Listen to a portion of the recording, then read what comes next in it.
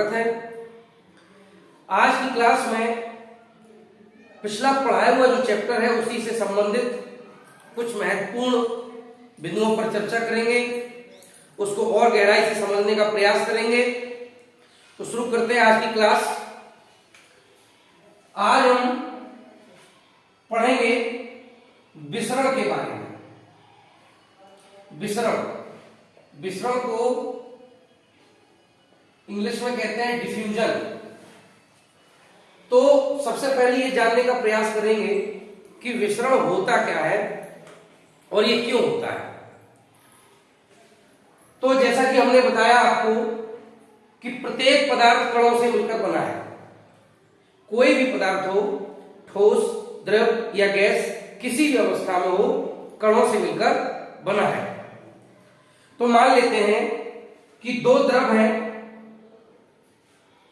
एक द्रव है ए और दूसरा द्रव है बी। इसमें भी कण होंगे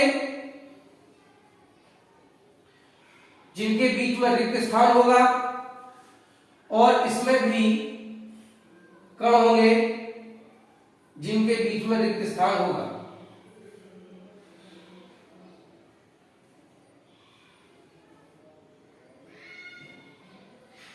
जब ये दोनों ही पदार्थ आपस में मिलाए जाते हैं, चूंकि ये कण गतिमान रहते हैं, द्रव के कणों के बारे में हमने आपको बताया है कि द्रव के कण,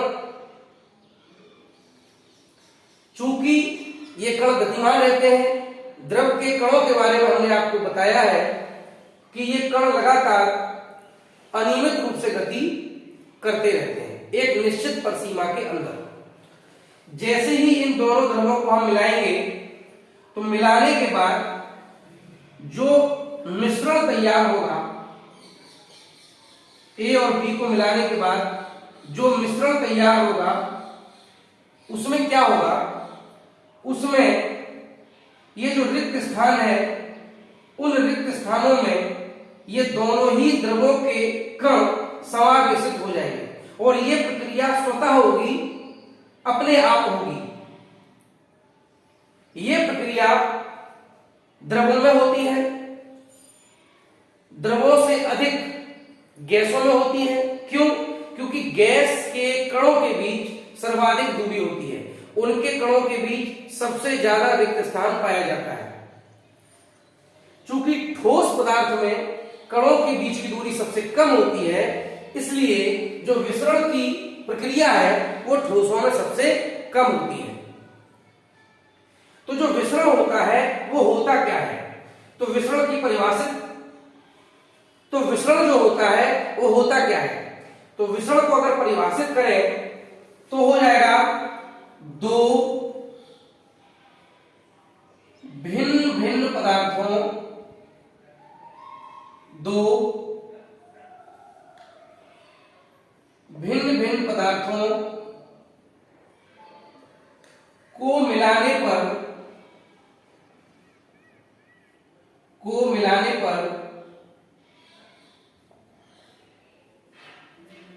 उनके कण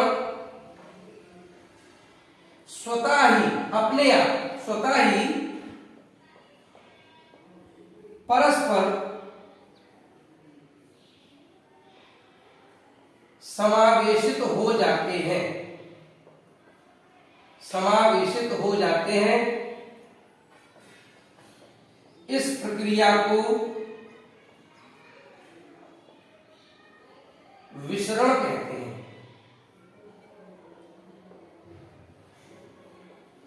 इस प्रक्रिया को विसरण कहते हैं। तो दो अलग अलग पदार्थ लिए और उनको हमने मिलाया, तो जो भी उनके कण होंगे वो स्वतः ही समावेशित हो जाएंगे। समावेशन का मतलब है कि कणों के बीच में जो रिक्त स्थान पाया जाता है, उन रिक्त स्थानों में एक दूसरे के रिक्त स्थानों में ये कण समावेशित हो जाएंगे। इस प्रक्रिया को हम कहते हैं विसरण, डिफ्यूजन। विसरण की जो प्रक्रिया होती है उसकी दर जो होती है, विसरण की जो दर होती है वो सीधे सीधे विप्रमानुपाती होती है किसके? घनत्व के। पदार्थ का जो भी घनत्व होगा, जो डेंसिटी होगी, उसके व्युत्क्रमानुपाती होगी विसरण की दर। जिस पदार्थ का घनत्व अधिक होगा उसमें विसरण सबसे कम होगा, जिसका घनत्व सबसे कम होगा उसमें विसरण सबसे अधिक होगा। तो इस हिसाब से अगर हम विसरण की बात करें तो ठोसों में जो विसरण होता है वो सबसे कम होता है, ठोसों में सबसे कम होता है, और गैसों में सबसे अधिक होता है, सबसे अधिक होता है। तो विसरण की जो प्रक्रिया है वो सीधे सीधे पदार्थ के घनत्व के व्युत्क्रम में होती है। घनत्व बढ़ेगा तो विसरण की जो दर होगी, जो विसरण की प्रक्रिया होगी वो कम होगी। चूंकि घनत्व ठोसों का सबसे ज्यादा होता है तो विसरण इसमें सबसे कम होगा। गैसों का घनत्व सबसे कम होता है इसलिए गैसों में विसरण सर्वाधिक होगा। घनत्व से सीधे सीधे आप समझ लीजिए कि जिसमें कण पास पास होंगे, जिस पदार्थ में कणों के बीच की दूरी कम होगी उसमें समावेशन भी कम होगा।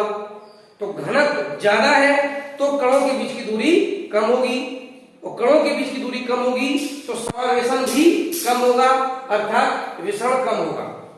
तो विसरण की प्रक्रिया ठोसों में सबसे कम और गैसों में सर्वाधिक होती है। तो अब बात करते हैं कि ठोसों में विसरण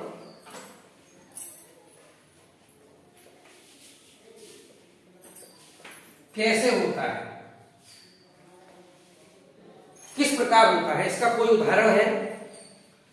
तो आप समझ लीजिए कि चूंकि ठोस में जो कण होते हैं वो बहुत नजदीक होते हैं, उनके बीच का रिक्त स्थान बहुत कम होता है, इसलिए जो विसरण की प्रक्रिया है वो ठोसों में सबसे कम होती है। ये हम आपको बता ही चुके हैं। लेकिन कोई एग्जाम्पल जो ये बता सके कि ठोसों में भी विसरण होता है, तो आप समझ लीजिए कि जैसे एक ब्लैक बोर्ड पर पढ़ाई की जा रही है, ब्लैक बोर्ड पर चौक से पढ़ाई की जा रही है, चौक से ब्लैक बोर्ड पर पढ़ाई की जा रही है। तो जब हम चौक से ब्लैक बोर्ड पर लिखते हैं और थोड़ी ही देर में उसको डस्टर से मिटा देते हैं तो वो आसानी से साफ हो जाता है, मिट जाता है। लेकिन यदि हम थोड़ी देर तक उसको लिखा हुआ छोड़ देते हैं तो कुछ समय बाद मिटाने पर चौक के कुछ कण उस बोर्ड में लगे रह जाते हैं। ये घटना ये बताती है कि बोर्ड के जो कण है और जो चौक के कण है उनमें परस्पर समावेशन हुआ है, विसरण हुआ है। हालांकि ये प्रक्रिया बहुत ही कम होती है। दूसरा क्या होता है, कुछ ठोसों में ऐसा होता है कि अगर हम उनके ऊपर कोई द्रव डालते हैं, अगर हम उनके ऊपर कोई द्रव डालते हैं तो ये द्रव के कण धीरे धीरे इन ठोस के कणों के बीच समावेशित हो जाते हैं। तो ठोसों में ठोस का भी विसरण हो सकता है और ठोसों में द्रव का भी विसरण हो सकता है, लेकिन बहुत कम। बात करते हैं द्रवों की। द्रवों में विसरण, द्रवों में विसरण तो द्रव पदार्थ की एक ऐसी अवस्था होती है जिसमें ठोसों का भी विसरण हो जाता है, द्रव का दूसरे द्रव में विसरण हो जाता है और गैसों का भी द्रव में विसरण हो जाता है। उदाहरण के लिए आप समझ लीजिए कि अगर हम किसी गिलास में पानी लेते हैं और इस पानी में हम चीनी डाल देते हैं या नमक डाल देते हैं और थोड़ी देर में इसको ऐसे चलाने पर ये चीनी या नमक इसमें घुल जाता है। घुलने का मतलब ये हुआ कि जो चीनी के कण हैं या जो नमक के कण हैं वो इस पानी के कणों के बीच के रिक्त स्थान में समावेशित हो गए हैं, अर्थात उनका विसरण हो गया है। तो चीनी या नमक क्या है, ठोस है, और जो पानी है वो क्या है, द्रव है। तो ठोस का द्रव में विसरण हो सकता है, बशर्ते, इसमें क्या शर्त है, इसमें शर्त यह है कि जो ठोस है वो बहुत अधिक दृढ़ नहीं होना चाहिए। जैसे कंकड़ पत्थर, यदि हम इनको पानी में डाल देंगे तो ये कभी भी विसरित नहीं होंगे, ये कभी भी पानी में नहीं घुलेंगे। दूसरा एग्जाम्पल, द्रव में द्रव की अगर बात करें तो मान लीजिए हम क्या करते हैं, फिर से हम एक बर्तन में पानी लेते हैं, तो पानी जो है वो हमारा क्या हो गया, वो हमारा एक द्रव हो गया। और इस पानी में मान लीजिए घुली हुई हम नील की कुछ बूंदें डाल देते हैं, घुली हुई नील की कुछ बूंदें डालते हैं, तो ये भी क्या है, घुली हुई नील क्या है, ये भी एक द्रव है। तो थोड़ी देर में आप देखेंगे कि स्वतः ही ये नील धीरे धीरे धीरे इस पूरे पानी को नीला कर देगी, यानी ये जो नील के कण है वो धीरे धीरे धीरे धीरे पूरे पानी में फैल जाएंगे, यानी उनका समावेशन हो जाएगा। तो ये उदाहरण बताता है कि एक द्रव का दूसरे द्रव में मिश्रण हो सकता है। तो ठोस का भी द्रव में मिश्रण हो सकता है और द्रव का भी द्रव में मिश्रण हो सकता है। अब गैसों का भी द्रव में मिश्रण हो जाता है, उसका सबसे अच्छा उदाहरण है जैसे पानी जो भरा होता है नदियों में या तालाबों में, तो उनके भीतर आपने देखा मछलियां रहती हैं, तमाम जलीय जीव जंतु रहते हैं, और उनको जीने के लिए जो ऑक्सीजन है वो उसी पानी से मिलती रहती है। इसका मतलब क्या हुआ, इसका मतलब ये हुआ कि ऑक्सीजन जो होती है वो उस पानी में घुली रहती है, अर्थात जो हमारे वायुमंडल से ऑक्सीजन है वो लगातार पानी में विसरित होती रहती है, यानी उसमें घुलती रहती है।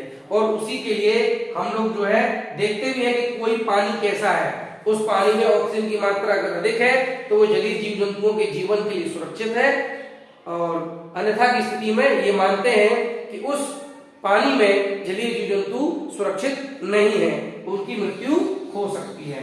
तो इस तरह से द्रवों में ठोस का भी मिश्रण हो सकता है, द्रव का भी मिश्रण हो सकता है, और गैसों का भी मिश्रण हो सकता है। तो ये बात थी कि मिश्रण की।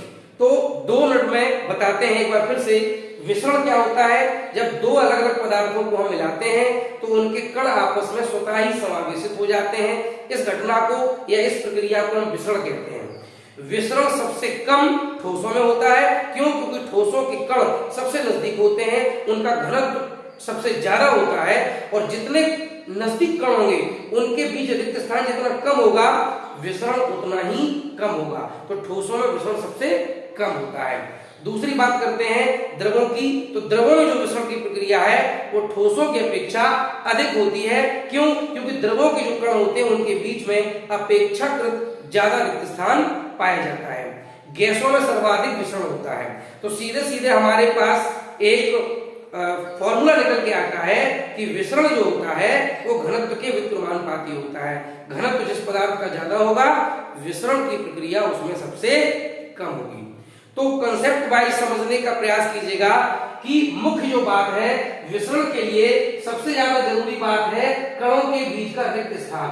अगर रिक्त स्थान अधिक है तो विसरण होगा, अधिक होगा।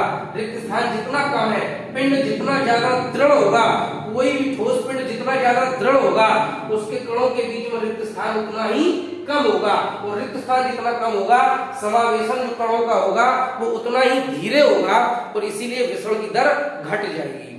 गैसों में चूंकि रिक्त स्थान बहुत अधिक होता है तो विसरण बड़ा आसानी से हो जाता है। तो ये बात रही ठोसों में और द्रवों में विसरण की। गैसों में चूंकि हमने आपको बता दिया कि गैसों के जो कण होते हैं उनके बीच में बहुत ज्यादा रिक्त स्थान पाया जाता है, तो गैसों में विसरण की प्रक्रिया सर्वाधिक होती है, सबसे तेज होती है, और सभी प्रकार की गैसें दूसरी गैस में विसरित हो जाती हैं। एग्जाम्पल के रूप में आप समझ लीजिए, जैसे अगर हम अपने कमरे के किसी भी कोने में अगरबत्ती जला के रख देते हैं तो कुछ ही देर में उस अगरबत्ती की खुशबू और उसका धुआं पूरे कमरे में फैल जाता है।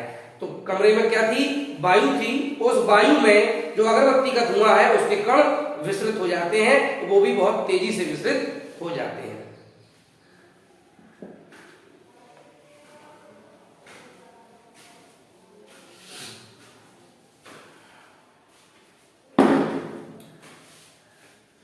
अब हम पढ़ेंगे गलनांक और क्वथनांक पर दाब का क्या प्रभाव पड़ता है।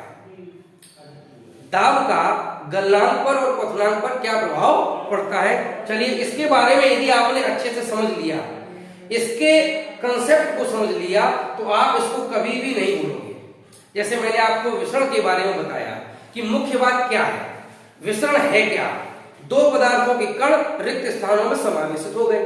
अब यदि रिक्त स्थान होगा ही नहीं या बहुत कम होगा तो समावेशन बड़ा कठिनाई से होगा, रिक्त स्थान बहुत ज्यादा होगा समावेशन बड़ा आसानी से होगा। एक सिंपल सा कॉन्सेप्ट और आपको विसरण समझ में आ जाएगा कि ठोस में ज्यादा होगा या कम होगा, गैस में ज्यादा होगा या कम होगा, बड़ी आसानी से बता देंगे।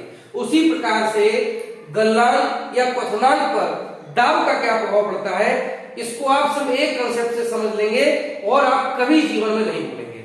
देखिए बात करते हैं गलनांक की, तो गलनांक होता क्या है ये मैंने आपको कल की क्लास में बताया था। गलनांक क्या होता है, ये वह निश्चित ताप होता है, वह टेम्परेचर होता है जिस पर कोई भी ठोस पदार्थ अपनी ही द्रव अवस्था में बदलने लगता है। ठोस पदार्थ अपनी ही द्रव अवस्था में बदलने लगता है, ये गलनांक होता है। अब बात करते हैं ठोस की, तो ठोस में हमने आपको बताया कि ठोस में जो कण होते हैं वो बहुत नजदीक होते हैं, बहुत पास पास होते हैं और एक निश्चित व्यवस्था में ये कण बने रहते हैं, ये अपनी स्थितियों को बदलते नहीं है, हालांकि ये कण कंपन गति जरूर करते रहते हैं। अब यदि हम क्या करते हैं, हम मान लीजिए दाब बढ़ा देते हैं, तो देखिए इसको हमें करना है कि ये द्रव बन जाए, यानी ये जो ठोस है वो द्रव बन जाए, ये है ठोस और ये बन जाए द्रव। द्रव कब बनेगा, जब कणों के बीच की दूरी बढ़ जाएगी, कणों के बीच रिक्त स्थान बढ़ जाएगा तो इनके बीच आकर्षण बल कम हो जाएगा और ये कण गति करने के लिए अपेक्षाकृत अधिक स्वतंत्र हो जाएंगे, तो इसे हम कहेंगे द्रव। तो हमारा जो उद्देश्य वो ये है कि हम ठोस पदार्थ को द्रव अवस्था में बदलना चाहते हैं। कैसे बदल सकते हैं, गर्म करके। जब हम इसको ऊष्मा देंगे यानी इसका हम ताप बढ़ाएंगे तो इन कणों की जो कंपन गति है उसका आयाम बढ़ेगा, गतिज ऊर्जा बढ़ेगी, जिससे धीरे धीरे इन कणों के बीच आकर्षण कम होगा और कणों के बीच की दूरी एक निश्चित तापमान पर जाकर बढ़ जाएगी और वो ठोस से द्रव बनना शुरू हो जाएगा।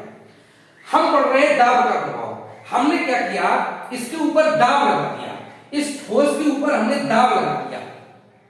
अब आप समझिए कि जब हम दाब लगा देंगे तो दाब लगाने पर क्या होगा, इन कणों के बीच की जो दूरी होगी वो और कम हो जाएगी या बढ़ जाएगी, तो निश्चित रूप से कम हो जाएगी।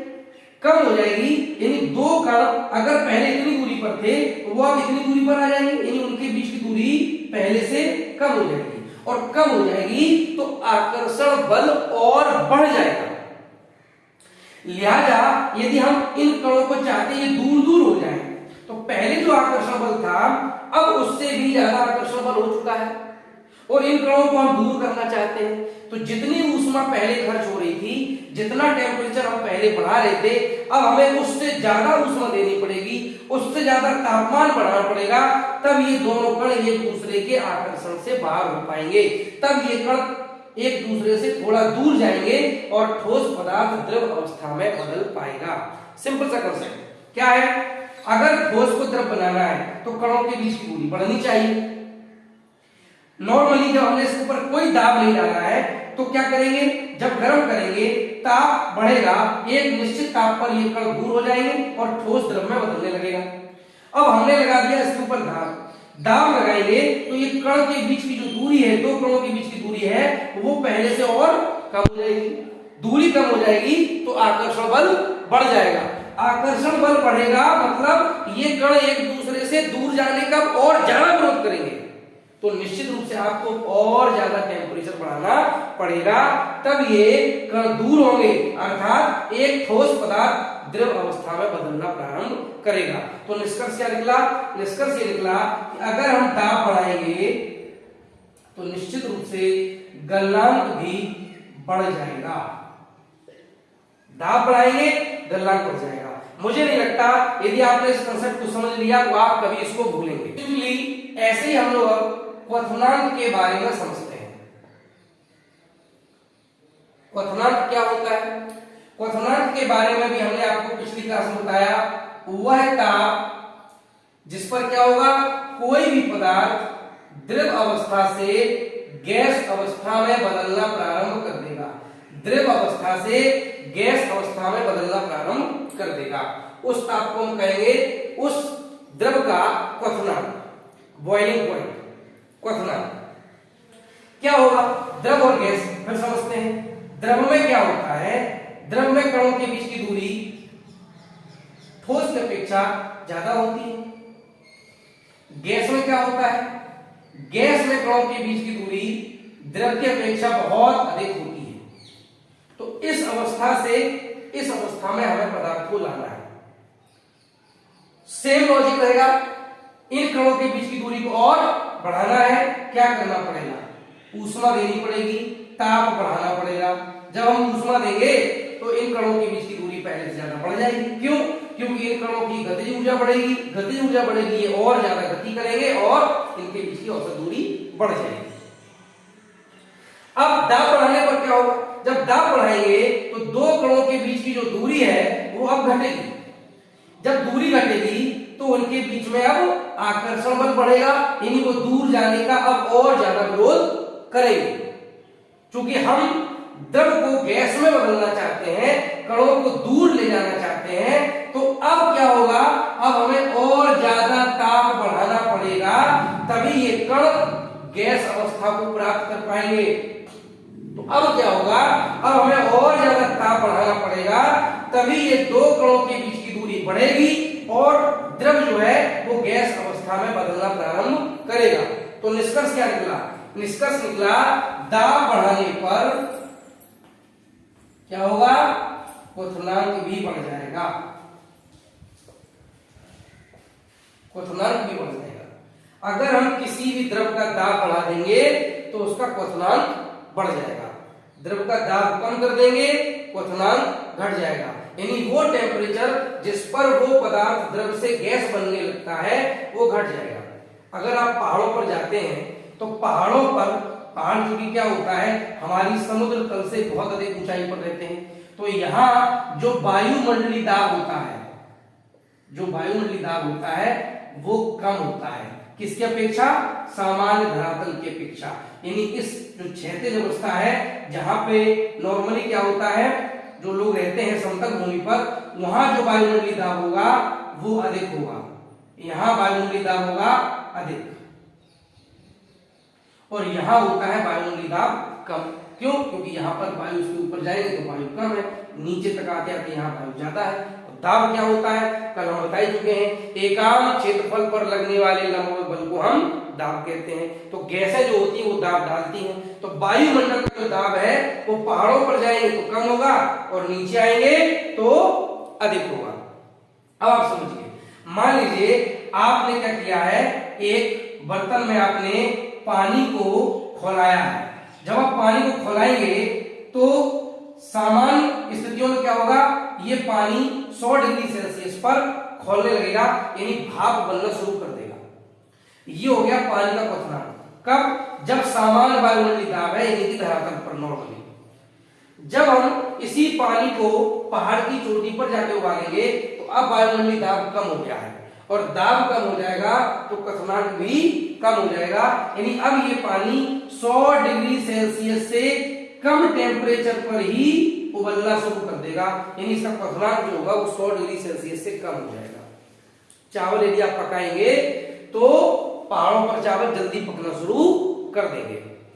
ठीक है, तो कुल मिलाकर के सिंपल सा लॉजिक है जो द्रव के लिए और आपके गैस के लिए, दोनों के लिए लागू होता है। जब हम किसी ठोस को द्रव बनाते हैं अर्थात गलनांक, दाब बढ़ाने पर गलनांक भी बढ़ेगा और दाब बढ़ाने पर क्वथनांक भी बढ़ जाता है।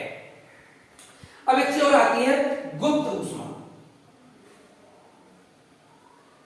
गुप्त ऊष्मा क्या होता है गुप्त ऊष्मा और इसका नाम आखिरकार गुप्त क्यों रखा गया है, इसका नाम गुप्त क्यों है, ये भी आप समझ लीजिए। देखिए होता क्या है, जैसे मान लीजिए ये एक ठोस है, उसके कण जो होंगे वो पास पास होंगे, इसको हमने ऊष्मा दी, ऊष्मा दी अर्थात गर्म करना शुरू किया। गर्म करना शुरू करेंगे तो धीरे धीरे इसका टेम्परेचर बढ़ेगा, टेम्परेचर बढ़ेगा, एक निश्चित तापमान पर जाकर के, जिसे हम कहते हैं गलनांक, गलनांक पर जाकर के क्या होगा, ये पदार्थ हमारा द्रव बनना शुरू कर देगा, द्रव बनना शुरू कर देगा। तो यहां सबसे बड़ी विशेषता क्या देखने को आपको मिलेगी कि जब आप शुरू में ऊष्मा देंगे तो इस ठोस पदार्थ का लगातार टेम्परेचर बढ़ता जाएगा, लेकिन जैसे ही इसका टेम्परेचर गलनांक के बराबर होगा, ये ठोस पदार्थ धीरे धीरे द्रव अवस्था को प्राप्त करने लगेगा, लेकिन इसके टेम्परेचर में कोई वृद्धि नहीं होगी।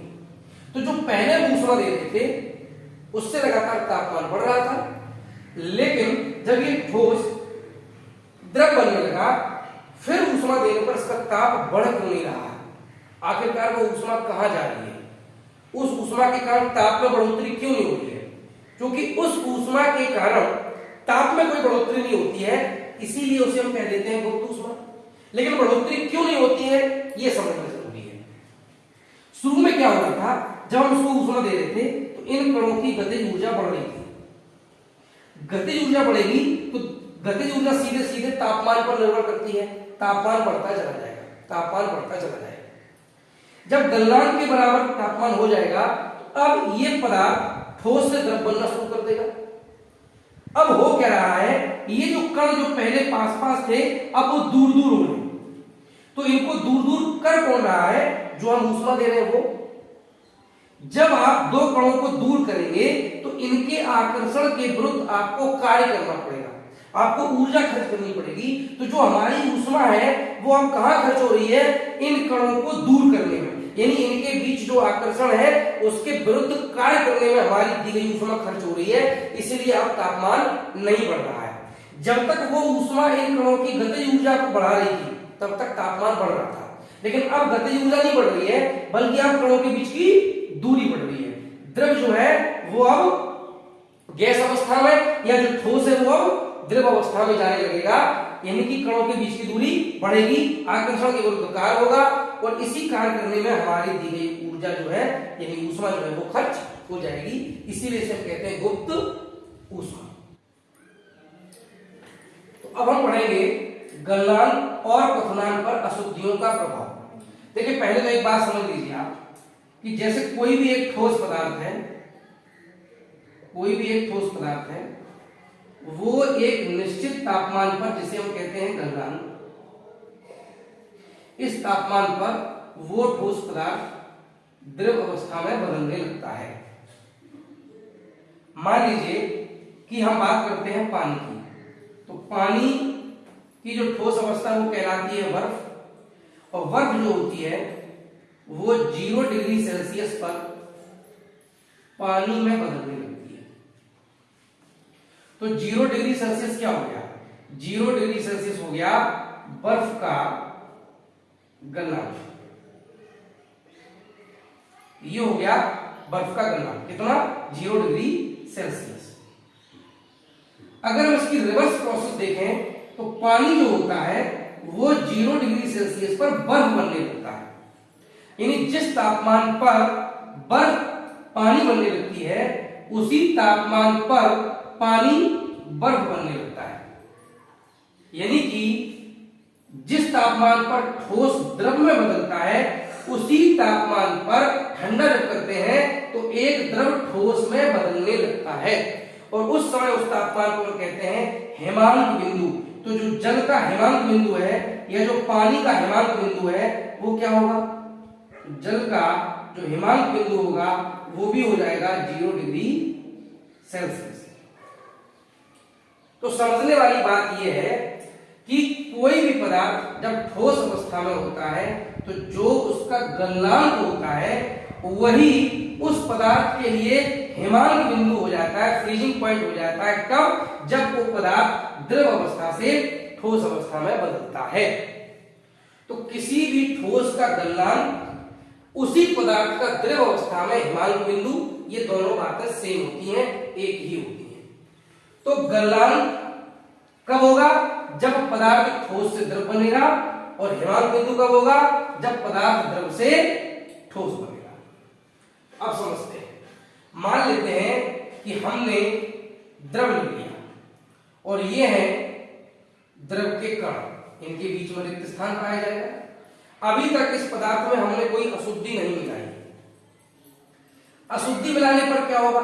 जब हम अशुद्धि मिला देंगे तो अशुद्धि के जो कण होंगे वो इन कणों के बीच के रिक्त स्थानों में आ जाएंगे। इन कणों के बीच के जो रिक्त स्थान होंगे उनमें वो अशुद्धि के कण आ जाएंगे। अब हम चाहते हैं कि ये जो हमारा द्रव है, जो द्रव है, ये द्रव है, ये हमारा ठोस बन जाए, ठोस बन जाए, यानी जम जाए, द्रव अवस्था से ठोस अवस्था में। ऐसा कब होगा? ऐसा तब होगा जब हम इसको ठंडा करेंगे। ठंडा करेंगे मतलब इससे हम ऊष्मा लेंगे, इससे हम ऊष्मा लेंगे, या हम कह सकते हैं इससे हम ऊर्जा लेंगे। जब ऊष्मा लेंगे तो इन कणों की गतिज ऊर्जा कम होती चली जाएगी। गतिज ऊर्जा कम होगी तो ये कण पास पास आ जाएंगे। अभी आप समझिए कि जब इसी द्रव में कोई अशुद्धि नहीं थी तब इन कणों की स्थिति ये थी। अभी हम क्या चाहते हैं कि ये हमारा जो द्रव है वो ठोस बन जाए, यानी ये जो कण है वो और पास पास आ जाए। अभी हम ये चाहते हैं। तो जैसे ही हम क्या करेंगे, इसको ठंडा करेंगे, इन कणों की गतिज ऊर्जा कम होगी और ये पास पास आएंगे। एक निश्चित तापमान पर जाकर के ये जो द्रव होगा वो ठोस अवस्था को प्राप्त करना शुरू कर देगा। लेकिन जब अशुद्धि मिला देंगे तो क्या होगा? तो इन कणों के बीच में जहां पहले कोई भी रुकावट नहीं थी, अब वहां बीच बीच में कौन है? अशुद्धि के कण है। ये अशुद्धि के कण क्या करेंगे? इन कणों को आपस में मिलने से रोकेंगे, इन कणों को आपस में पास आने से रोकेंगे, रुकावट डालेंगे, जिसकी वजह से आपको क्या करना पड़ेगा? इसको और ज्यादा ठंडा करना पड़ेगा। जब और ज्यादा ठंडा करेंगे तो और ज्यादा गतिज ऊर्जा कम होगी, तब जाकर के ये कण होंगे वो पास पास आ पाएंगे और द्रव अवस्था से पदार्थ ठोस अवस्था में बदलना प्रारंभ कर पाएगा। बात को समझिए, हमें द्रव को बनाना है ठोस, यानी कणों के बीच की दूरी कम करनी। तो ये कण बड़े आसानी से पास आ जाते हैं। कब? जब ये पदार्थ शुद्ध था, इसमें कोई अशुद्धि नहीं थी। अशुद्धि मिलाने पर क्या होगा? ये अशुद्धि के कण जो होंगे वो रिक्त स्थानों में आ जाएंगे और इन कणों को पास आने से रोकेंगे, पास आने से रोकेंगे। जब आप ऊर्जा लोगे इस पदार्थ से तो इन कणों की ऊर्जा के साथ साथ ये जो अशुद्धि के कण ये भी तो आपको ऊर्जा देंगे। तो जितनी ऊर्जा इन कणों की कम होनी चाहिए थी उतनी कम नहीं हो पाएगी। क्यों? क्योंकि आपने जो निकाली है इससे ऊर्जा या कहे ऊष्मा, वो हमें इन कणों से भी मिलेगी और अशुद्धि वाले कणों से भी मिलेगी। यानी जो हमें ऊष्मा मिल रही है, पहले जब ये पदार्थ शुद्ध था तो केवल हमें द्रव के कणों से मिल रही थी, लेकिन अब हमें द्रव के कणों के साथ साथ अशुद्धि के कणों से भी मिल रही है। लिहाजा हमें अगर इस द्रव को ठोस बनाना है तो हमें और ज्यादा ऊष्मा निकालनी पड़ेगी। मेरी बात को आप समझ गए होंगे कि जितनी, मान लीजिए जब ये ठोस अवस्था में था तो मान लो मैं यहां से सपोज 100 कैलोरी ऊष्मा हमने निकाली, तब जाकर के ये द्रव ठोस बन पाया। तो इस कंडीशन में हमें इससे 130 कैलोरी, मतलब 120 130 110 कुछ ही मान लीजिए आप, लेकिन हमें इस कंडीशन में जब शुद्धि मिला देंगे तो हमें 100 कैलोरी से ज्यादा ऊष्मा इसमें से निकालनी पड़ेगी। अर्थात इस पदार्थ को और ज्यादा ठंडा करना पड़ेगा। जब ठंडा करेंगे तो टेम्परेचर घटेगा, यानी वो तापमान जिस पर कोई भी द्रव जमता है वो अब घट जाएगा। अर्थात हम क्या कहेंगे, जो गलनांक है वही हिमांक बिंदु भी होता है, तो हम कहेंगे गलनांक या हिमांक बिंदु, गलनांक या हिमांक बिंदु क्या हो जाएगा? कम हो जाएगा। ये बात समझ लीजिए। जब हम अशुद्धि मिला देंगे तो गलनांक या कहिए हिमांक बिंदु, दोनों का मतलब एक ही है, चूंकि जब ठोस द्रव में बदलता है तो उसी को हम गलनांक कहते हैं, और जब कोई द्रव ठोस में बदलता है तो उसी तापमान को हम हिमांक बिंदु कहते हैं। तो ये दोनों चूंकि एक ही तापमान होते हैं तो ये कम हो जाएंगे। कब? जब हम अशुद्धि मिला देंगे। अब बात कर लेते हैं क्वथनांक।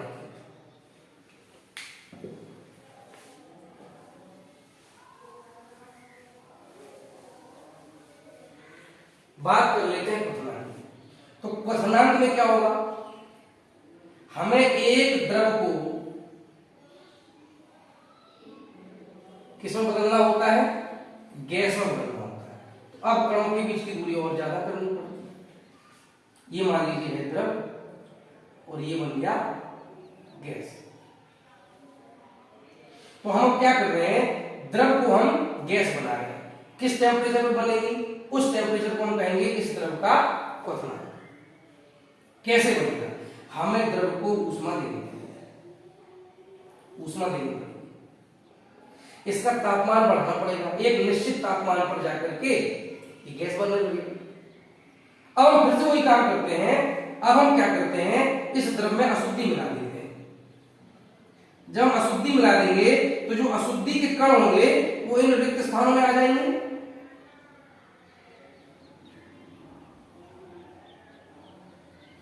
इन रिक्त स्थानों में आ जाएंगे। फिर से हम इस पदार्थ को गैस बनाना चाहते हैं, इन कणों को दूर दूर करना चाहते हैं, तो हमें ऊष्मा देनी पड़ेगी, गर्म करना पड़ेगा। ऊष्मा देंगे तभी ये कण दूर दूर जाएंगे। अब दोनों ही स्थितियों में आप समझ लीजिए, इस स्थिति में क्या हो रहा है, आप जो भी ऊष्मा देंगे उससे इन कणों की गतिज ऊर्जा बढ़ेगी। जब वो गतिज ऊर्जा इतनी ज्यादा हो जाएगी कि ये कण गैस अवस्था में जाना शुरू कर देंगे, यानी गैसीय अवस्था को ये पदार्थ प्राप्त करने लगेगा, तो उस तापमान को हम कह देंगे क्वथनांक। दूसरी स्थिति में क्या हो रहा है, जब आप ऊष्मा देंगे तो ये ऊष्मा से न केवल द्रव के कणों की गतिज ऊर्जा बढ़ेगी, बल्कि इसमें जो अशुद्धि के कण हैं उनकी भी तो गतिज ऊर्जा बढ़ेगी, यानी वो भी तो इस ऊष्मा को लेंगे। जो हमारे द्वारा जो ऊष्मा दी जा रही है उसका कुछ हिस्सा तो ये जो अशुद्धि के कण है वो खुद ले लेंगे। तो मान लीजिए पहले हमें 100 कैलोरी ऊष्मा देनी पड़ रही थी, अब हमें 100 से ज्यादा देनी पड़ेगी। क्यों, क्योंकि 100 कैलोरी तो इन द्रव के कणों को चाहिए था। तो इस कंडीशन में क्या होगा, ये अशुद्धि वाले कण है, अगर हम 100 कैलोरी ही देंगे तो इस 100 कैलोरी में से कुछ ऊष्मा तो अशुद्धि वाले कण ले लेंगे। मान लीजिए उन्होंने 20 कैलोरी ले ली तो बची 80 कैलोरी। 80 कैलोरी से ये जो द्रव है वो गैस में बदलने वाला है नहीं, तो निश्चित रूप से अब हमें जो ऊष्मा देनी पड़ेगी वो पहले से ज्यादा देनी पड़ेगी। और ऊष्मा ज्यादा देने का मतलब है टेम्परेचर यानी तापमान बढ़ाना पड़ेगा, तापमान बढ़ाना पड़ेगा। तो यानी ये जो अशुद्धि वाले कण है, जब बात कर रहे थे हम इसको जमाने की यानी ठोस में बदलने की, तो ये इन कणों के पास आने में दिक्कत देंगे, इन कणों को पास आने से रोक रहे थे। अब यही कण इन कणों को दूर जाने से भी रोकेंगे। कब, जब हम किसी द्रव को गैस अवस्था में बदलने का प्रयास करेंगे। तो यहां से हमारा निष्कर्ष ये निकला कि अशुद्धि मिलाने पर क्या होगा, अशुद्धि मिलाने पर जो क्वथनांक होगा वो बढ़ जाएगा, क्वथनांक बढ़ जाएगा, और जो गलनांक होगा या हिमांक बिंदु होगा, गलनांक या हिमांक बिंदु वो घट जाएगा। हालांकि इसका एक अपवाद है वो मैं बता दूं। चलिए अब बात को अलग से देख लेते हैं।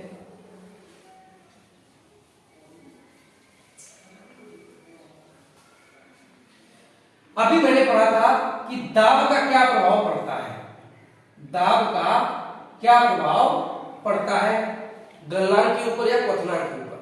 तो देखिए सामान्यतः किसी भी पदार्थ की जो रचना होती है उसमें क्या होता है, ठोस में जो कण होते हैं वो पास पास होते हैं, द्रव में जो कण होते हैं वो अपेक्षाकृत दूर दूर होते हैं, और गैस में जो कण होते हैं वो बहुत अधिक दूरी पर होते हैं। लेकिन इसका अपवाद है पानी। पानी की जो ठोस अवस्था होती है वो होती है बर्फ, और बर्फ की विशेषता ये है कि जब पानी बर्फ में बदल जाता है, तो जैसे मान लीजिए ये पानी है और इन कणों के बीच की दूरी, इन कणों के बीच की दूरी इतनी है मान लीजिए, तो जब ये पानी बर्फ बनेगा, ये है पानी और ये जमेगा यानी अब बर्फ बनेगा, ठोस बनेगा, तो अब इन कणों के बीच की दूरी कम नहीं होगी,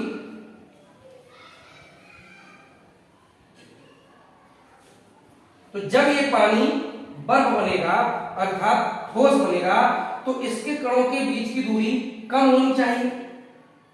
लेकिन बर्फ में ऐसा नहीं होता है। क्यों, क्योंकि जो पानी का व्यवहार है वो थोड़ा असामान्य रहता है शुरू में, वो हम अलग से पढ़ेंगे।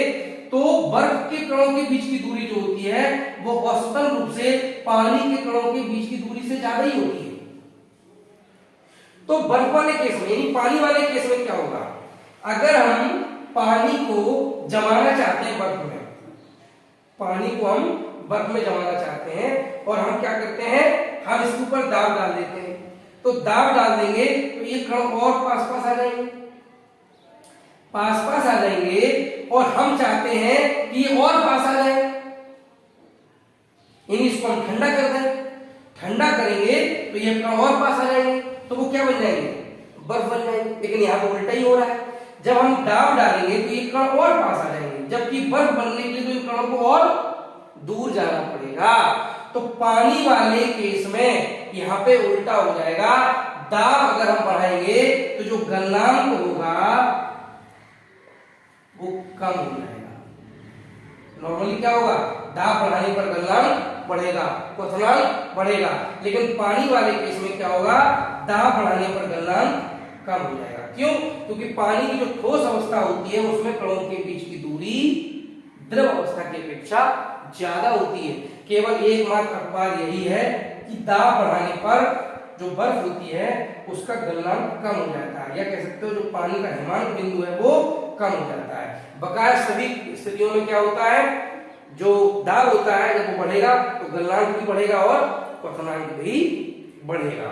यानी सीधी सी बात यह है, यदि कोई भी ऐसा पदार्थ है जिसकी ठोस अवस्था में कणों के बीच की दूरी ज्यादा है और द्रव अवस्था में कणों के बीच की दूरी कम है, वो एक अपवाद होगा, दाब बढ़ाने पर उसका गलनांक बजाय बढ़ने के कम हो जाएगा। तो इन बिंदुओं को अच्छे से समझ लीजिए। यदि कोई भी डाउट फिर भी हो, कोई अगर बिंदु समझ में ना आया हो तो प्लीज कमेंट सेक्शन में जरूर लिखिए। आपको अगर मेरी टीचिंग अच्छी लग रही हो, मेरे समझाने का तरीका या जो भी मैं आपको कंटेंट समझाने की कोशिश कर रहा हूँ यदि अच्छा लग रहा हो तो हमारे वीडियो को लाइक करें, अपने कमेंट में अपना अच्छा बुरा जो भी है वो जरूर लिखें, और ज्यादा से ज्यादा वीडियो शेयर करें, लोगों को सब्सक्राइब करवाएं। आज की क्लास के लिए इतना ही, धन्यवाद।